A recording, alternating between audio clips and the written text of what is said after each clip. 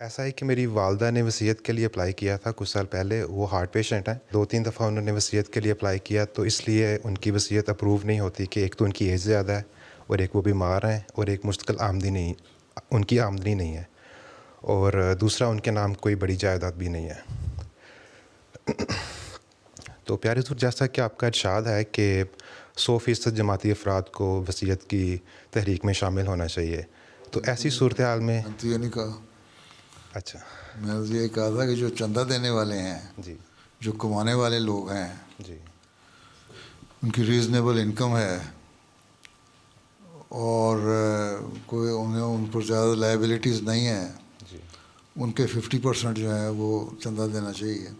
اور جو office holders ہیں، آفس بیئرز ہیں، جی وہ کوشش کرنی چاہیے کہ وہ وصیت کرنے والے ہوں، کیونکہ وصیت بھی ایک یارڈ سٹک ہے معیر کرنے کے لیے جی کہ آپ لوگ مالی قربانی بھی کر رہے ہیں. جی ضروری تو نہیں کہ صرف جو وصیت والے ہیں کرنے والے بھی جنت میں جانے والے ہیں. جی بالکل. اللہ تعالیٰ بہت ساری نیکیاں، بہت سارے لوگوں کی خواہشات ہوتی ہیں قربانیاں کرنے کی. جی قرآن شریف میں جس طرح مثلاً آیا کہ جنگ میں جانے کے لیے نے جب کہا کہ آؤ تو بعض لوگ آئے کہ ہمارے پاس تو سواری نہیں ہے، ہمیں سواری مہیا کر دیں کہ چلے جائیں. جی بلکہ حضرت مسلم نے لکھا ہے کہ ان کی سواری سے مراد یہ نہیں تھی کہ ان کا گھوڑا یا اونٹ کو ملے جس پہ بیٹھ کے جائیں. انہوں نے کہا تھا ہمارے پاؤں نہ گئے، ہمیں کم از کم ایک جوتی مل جائے جی تو جوتی پہن کے ہم پیدل ہی چلے جائیں گے، جی نہیں تو پاؤں زخمی ہو گئے ہم چل نہیں سکتے. اس پر بھی آنسر نے فرمایا تھا کہ نہیں، میرے پاس تو یہ بھی اس وقت توفیق نہیں ہے. اسلام کی شروع کی ابتدا کی یہ حالت تھی.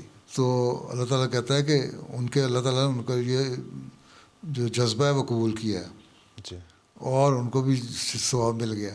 جی تو تمہاری اگر والدہ یا کوئی بھی ایسا شخص جو وصیت کرنا چاہتا ہے لیکن اس کی نااہمت ہے اور اتنی ایسی اولڈ ایج ہے کہ جو جس پہ وہ سمجھتے ہیں جو کر پرداز کے جو قواعد ہیں وہ کہتے ہیں اب نہیں، تو ٹھیک ہے، اللہ تعالیٰ ان کی نیت کا ثواب ان کو دے دے گا، اجر دے دے گا. جی وہ اور دوسری مالی قربانیوں میں جتنا قربانی کر سکتے ہیں اس میں حصہ لیں، جی وہ وصیت کے برابر ہی ہے. لوگ جوان آدمی جو ہیں وہ وصیت کریں نا. جی میری وصیت ہے.